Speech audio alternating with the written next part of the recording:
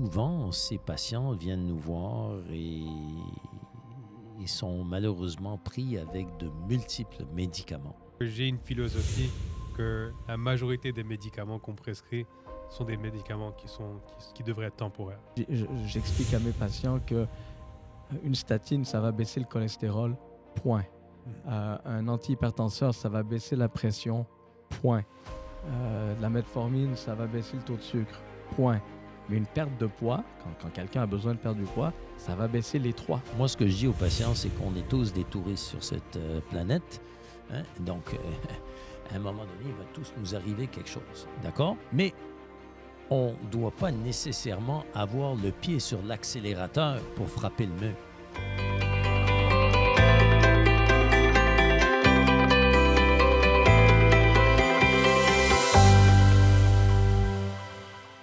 Alors, chers auditeurs, bonjour et bienvenue à notre podcast Parlons Santé. Dr Albert Benaïm, médecin de famille ici chez Physimed à Montréal. Dr Raphaël Assayag, médecin de famille également à Physimed. Et Dr Yann Azoulay.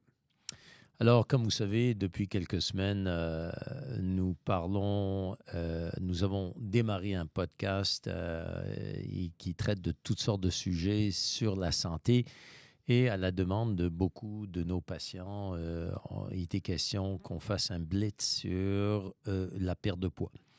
Alors, on a eu un premier podcast la semaine passée qui traitait en général des nouveaux médicaments et comment ces nouveaux médicaments, ce qu'on appelle les GLP-1, le Ozempic, Mounjaro, Wegovy, Zepbound, comment ces médicaments sont aujourd'hui très efficaces dans la gestion de la perte de poids et comment nous, en tout cas chez nous à la clinique, on les utilise beaucoup avec énormément de succès. Mais cette semaine, j'aimerais ça qu'on parle d'un sous-groupe de patients qui viennent nous voir. On avait parlé dans le podcast précédent qu'on avait 4 groupes de patients, mais il y en a un dont j'aimerais dédier ce podcast à ce groupe de patients. Qui sont les patients qui souffrent de maladies telles que de l'hypertension artérielle, du diabète, du cholestérol, des problèmes cardiaques et d'autres. On va parler de ça et dont le fil conducteur de tous ces problèmes-là, c'est l'embonpoint, l'obésité. Alors, souvent, ces patients viennent nous voir et sont malheureusement pris avec de multiples médicaments. Donc, j'aimerais ça que tu me parles un petit peu, Yann, de ton expérience vis-à-vis ton approche par rapport à ces patients.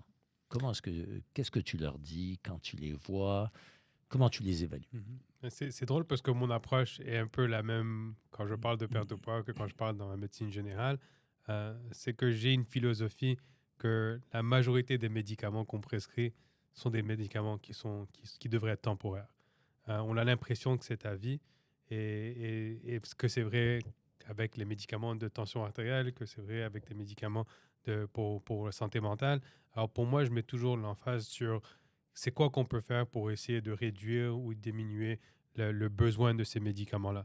On s'entend que ce n'est pas toujours possible de tout éliminer. C'est très vrai ce que tu dis, parce que beaucoup de patients qui sont sur des médicaments pour l'hypertension, ils ont l'impression que ça c'est à vie, ou sur du Lipitor, par exemple, pour le cholestérol, beaucoup de gens connaissent ça, ils disent, moi, c'est à vie ce truc-là. Je trouve que malheureusement, on leur dit que c'est à vie. Mais c'est pas nécessairement pas le nécessairement à vie. On met l'emphase un peu trop sur, oui, il y a de la génétique, oui, il y a l'âge, oui, il y a des facteurs qu'on ne peut pas modifier, mais on devrait mettre l'emphase sur les facteurs modifiables et il y en a beaucoup. Il y a une raison pour laquelle 30% de la population fait de l'hypertension. Il y a une raison pour laquelle, on en a parlé la semaine dernière, les taux de diabète augmentent en flèche. C'est pas juste la génétique, ça. C'est pas juste l'âge. C'est aussi les facteurs liés à l'hygiène de vie, aux habitudes de vie. Alors ça, là-dessus, on a vraiment moyen d'agir. Et la perte de poids, c'est souvent, j'explique à mes patients qu'une statine, ça va baisser le cholestérol, point. Un antihypertenseur, ça va baisser la pression, point. De la metformine, ça va baisser le taux de sucre, point. Mais une perte de poids, quand quelqu'un a besoin de perdre du poids, ça va baisser les 3. Absolument. Donc, c'est une solution qui est souvent très efficace quand c'est possible. Comme j'ai dit, il y a des facteurs génétiques, mais j'aime pas passer trop de temps là-dessus parce que je peux rien y faire. Mais sur le reste, ça, on peut faire. Non, ce que je vois dans ma pratique souvent, c'est que les patients viennent me voir et me disent, ben doc, voilà, j'ai 52 ans, 59 ans, 60 et quelques années, puis je souffre de ça, d'hypertension, de diabète, voilà ma liste de médicaments et on passe au travers et souvent, il y a 4, 5, 6 médicaments et plus, là. Et ils sont habitués, pour eux, qu'on renouvelle ça. C'est comme, c'est une licence annuelle. Ça se répète. Et moi, du tout, là, je les vois, je dis, mais pourquoi vous prenez ça? Ça fait combien de temps? Et puis, c'est quoi vos intentions? Et là, ils me regardent avec des grands yeux. Ils me disent, mais de quoi il parle, ce gars-là? Et je leur dis, ben écoutez, il y a d'autres façons de vous traiter.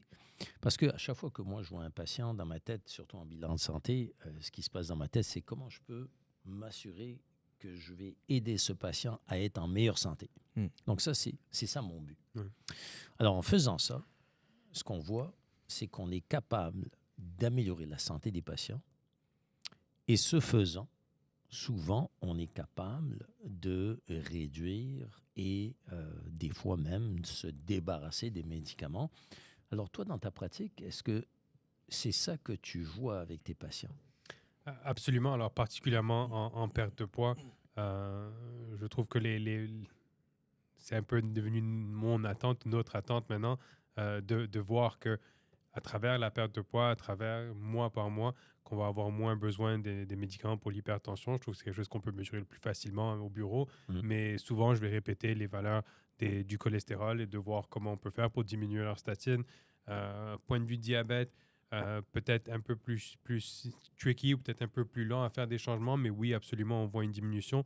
Je trouve que pour moi, c'est souvent le contraire que je vois. C'est que même des patients qui n'ont pas pris de médicaments pour perdre du poids, qui la première fois quand je leur vois pour une consultation, on découvre un nouveau diabète, souvent, je vais prendre la décision de ne pas commencer de la médication pour du diabète et voir comment ça va aller. Donc, avec une perte de poids. Ce que tu veux dire, c'est que des fois, il y a des patients qui viennent te voir pour un bilan de santé, par exemple, et tu découvres des problèmes. Ils ont de l'hypertension artérielle, des choses comme ça, ou du diabète qui n'étaient pas diagnostiqués. Absolument. Et là, on les oriente de quelle façon? Est-ce qu'on les traite avec des médicaments? Est-ce qu'on leur propose un autre... de ton côté? J'ai un exemple qui me vient en tête quand tu dis ça. Et il va peut-être se reconnaître s'il nous regarde. J'ai un patient qui est un patient à moi que je connais depuis, je ne sais pas moi, une douzaine d'années, qui est venu pour un bilan de santé il y a un peu plus qu'1 an. Et ça faisait un petit moment qu'on ne s'était pas vu. On fait le bilan de santé et quand on se reparle pour les résultats, catastrophe. Le cholestérol est élevé, la pression est élevée, le taux de sucre est élevé, il y a un diagnostic de diabète qui n'était pas connu. Je lui explique en fait que normalement, je devrais lui prescrire 3 à 4 médicaments ce jour-là. Donc, vraiment, les résultats étaient très élevés. Bon, on en a discuté. Il n'avait pas envie de commencer la médication. On a parlé de différentes options, évidemment.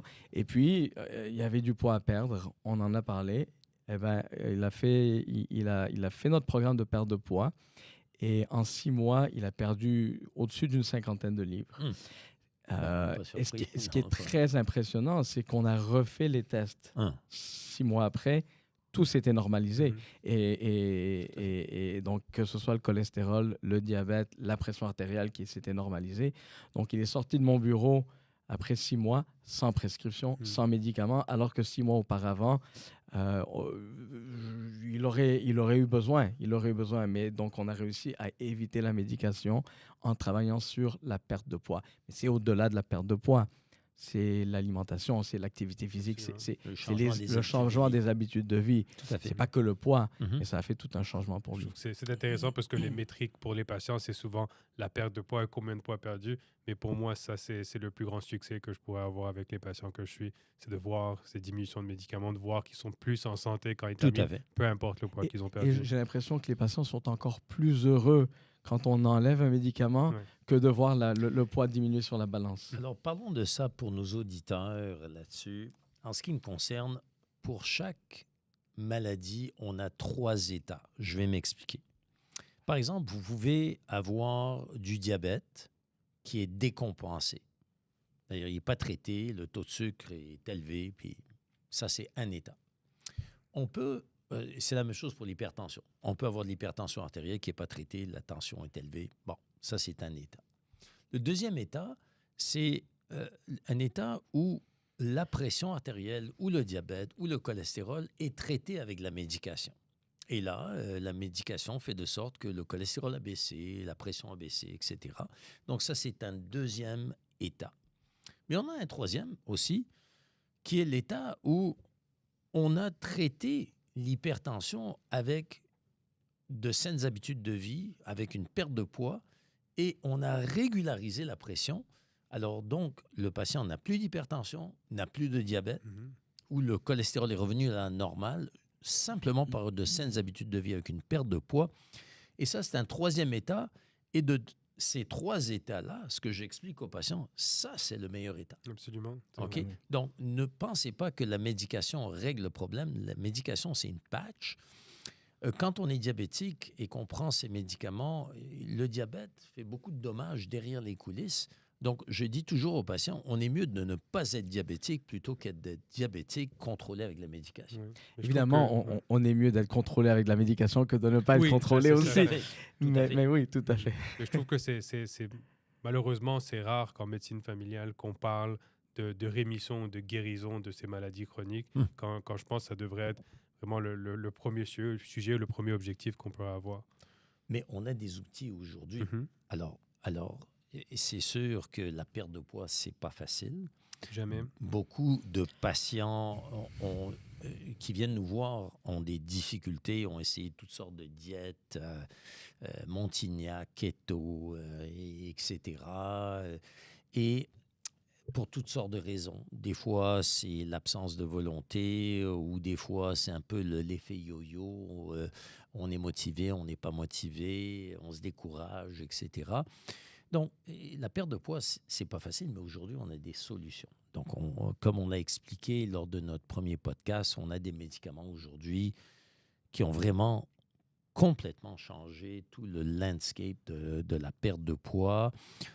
Donc, ces médicaments ont des effets. Peux-tu juste les décrire, juste pour l'audience, là? Qu'est-ce que font ces médicaments, donc les GLP-1? Donc, un peu comme on a discuté la semaine dernière, les médicaments diminuent l'appétit, ils réduisent l'appétit, ils augmentent le sentiment de satiété. Donc, ça fait qu'on est plein plus rapidement après avoir mangé. Donc, une perte d'appétit, une meilleure satiété. Ça réduit aussi les compulsions alimentaires, ce qu'on appelle en anglais le food noise, les idées de nourriture, les idées intrusives, l'envie de grignoter. Et ça fait une grande différence, évidemment. Ça permet aussi de mettre toute notre énergie sur les habitudes de vie, sur l'hygiène de vie, sur l'alimentation, sans être constamment affamé, sans être constamment en train de combattre la faim ou les cravings, les compulsions. Donc, les GLP-1, donc ces nouveaux médicaments nous aident énormément, en fait, aident nos patients parce qu'ils n'ont pas à combattre la faim durant tout leur parcours de perte de poids. On a parlé des médicaments. On a beaucoup de succès chez nous à diminuer les médicaments de nos patients, mais on a aussi d'autres effets bénéfiques. On a des patients qui ont d'autres problèmes de santé que de l'hypertension. Oui, c'est ça, on parle maintenant plus de maladies chroniques, mais il y a d'autres problèmes comme l'apnée du sommeil, par exemple, où ça ferait une énorme différence pour les patients, juste de voir une perte de poids. Alors, juste de voir une diminution de leur poids corporel va améliorer leur apnée de sommeil. Et juste en améliorant l'apnée du sommeil, pour certains patients, ça change leur qualité de vie entièrement. Puis, il y a même des patients auxquels on les aide à se débarrasser du CPAP. Oui. Donc, le CPAP, c'est pas facile. C'est la machine, le CPAP, pour ceux qui ne savent pas, c'est une machine qu'on utilise quand on a de l'apnée du sommeil qui vient pousser de l'air lorsqu'on dort parce qu'on arrête de respirer avec l'apnée du sommeil, puis on est fatigué, etc. Donc, des fois, avec la perte de poids, on arrive à aider nos patients à se débarrasser du CPAP. Il y a aussi, il y a les douleurs articulaires, des douleurs Très d'arthrose important. qui fait une grande différence aussi pour la vie des patients. C'est souvent quelque chose que je me souviens, que je répète aux patients, c'est que les genoux ils soutiennent 4 fois notre poids. Ouais, c'est-à-dire que pour chaque livre, pour nos auditeurs, pour chaque livre en plus que vous portez, ça exerce 4 livres de force supplémentaire sur chaque genou lorsque vous montez les escaliers, vous marchez, etc. Donc, imaginez-vous, si vous avez 50 livres en trop, ben, c'est 200 livres de force en plus sur votre genou. Donc, ça use les genoux de façon prématurée. Moi, je suis plus un optimiste. Alors, s'il y a 50 livres de moins, mais ça fait 200 livres de moins sur les genoux des patients. C'est bon, j'aime ça. Mais c'est sûr que ça fait une énorme différence sur les douleurs articulaires, sur la progression de l'arthrose, sur leur capacité fonctionnelle. Et je trouve que c'est le plus grand bénéfice qu'on va voir, au moins plus rapidement, avant même de voir les prises de sang et les autres métriques qu'on va suivre. Absolument, c'est vrai. Donc, dans notre programme, juste rapidement, le but pour nous, c'est de d'aider nos patients à changer les habitudes de vie. Nos patients, on utilise beaucoup les GLP-1, donc les nouveaux médicaments, pour les aider à ne pas avoir à combattre la faim. Mais les patients, ils ne sont pas laissés à eux-mêmes. Ils sont suivis par une équipe multidisciplinaire, très important ça, le suivi. Donc, il y a médecin, infirmière, kinésiologue, diététiste. Et on utilise beaucoup les technologies. On l'a expliqué dans le dernier podcast. Pour nous, c'est très important. On utilise une montre intelligente pour aller cibler et quantifier un petit peu tout ce que nos patients font. Et on travaille beaucoup avec la composition corporelle. Donc, quand on parle de poids, c'est très important de cibler le bon poids. L'effet de la réduction de graisse, peux-tu expliquer ça aux auditeurs? Qu'est-ce que ça fait, ça, cet effet-là? Le problème avec le poids, c'est pas le poids, c'est la masse grasse, c'est le pourcentage de gras. Donc, on peut être lourd, comme tu le disais au début, parce qu'on est très musclé. C'est pas un problème du tout. Le problème, c'est le gras. Et on sait que le gras, un des effets du gras, c'est d'engendrer une résistance à l'insuline. Donc, c'est ce qui est à la base, à l'origine des problèmes métaboliques comme le diabète, comme le foie gras et toutes sortes d'autres problèmes métaboliques. Donc, en ciblant une perte de poids qui est vraiment liée à une perte de gras, on améliore à long terme la résistance à l'insuline, on améliore la glycémie. Et ça a tout un impact sur les maladies cardiovasculaires et sur les maladies métaboliques. Morale de l'histoire. On a aujourd'hui des outils pour aider ce groupe de patients qui souffrent de maladies chroniques, d'arthrite, des genoux, d'apnée du sommeil. Et même des patients aussi, on ne parle pas souvent de ça, de dysfonction érectile. Ouais. Parce que l'obésité, c'est sinon le facteur le plus important dans la dysfonction érectile. Et donc, il y a des patients il y a plusieurs patients, on les voit, qui souffrent de dysfonction érectile. On ne parle pas souvent de ça, mais il faut en parler. Parce que on peut aider nos patients à être plus performants et aussi à se sentir bien dans leur peau. Parce que ça nous affecte là, quand on a des dysfonctions érectiles. Donc, l'obésité est un facteur de risque important. Et on a maintenant des outils, on a des médicaments, on a des programmes qui peuvent vous aider à être en meilleure santé. Donc, le message aujourd'hui, c'est que vous n'êtes pas condamné à prendre vos médicaments pour l'hypertension, diabète, maladie cardiaque, etc. Vous n'êtes pas condamné à vie nécessairement à prendre ça. Ça peut être réévalué. Ça ne veut pas dire qu'on va nécessairement enlever tous vos médicaments, mais ce qu'on voit, c'est qu'on débarrasse nos patients de bien des médicaments. Et on a des outils aujourd'hui très efficaces. Alors, mon conseil, en tout cas, moi, ce que je dis aux patients, c'est pas nécessaire de represcrire ces médicaments de vitam. Il faut questionner ce que vous prenez et surtout, on veut essayer d'améliorer votre état de santé. En dernier lieu, je veux vous dire une petite chose. Moi, ce que je dis aux patients, c'est qu'on est tous des touristes sur cette planète. Donc, à un moment donné, il va tous nous arriver quelque chose. D'accord? Mais on ne doit pas nécessairement avoir le pied sur l'accélérateur pour frapper le mur. Vous comprenez ça? Donc, nos patients qui ont de l'hypertension, diabète, cholestérol, tout ça, bien, ils ont le pied sur l'accélérateur et certains, ils ont le pied enfoncé. Alors, je dis aux patients, réfléchissez-y, là. C'est le temps aujourd'hui. On a des outils pour vous aider. Prenez-vous en main. Contactez votre médecin. Discutez de ces nouvelles technologies très efficaces. On a au-dessus de 95% de succès dans nos programmes de perte de poids et on aide beaucoup nos patients à se débarrasser des médicaments. Donc, ce n'est pas une condamnation, ces médicaments. Vous n'êtes pas pris à vie avec ça. Prenez-vous en main. Prenez soin de votre santé et optimisez-vous. Vous n'allez pas le regretter. À la semaine prochaine. Merci.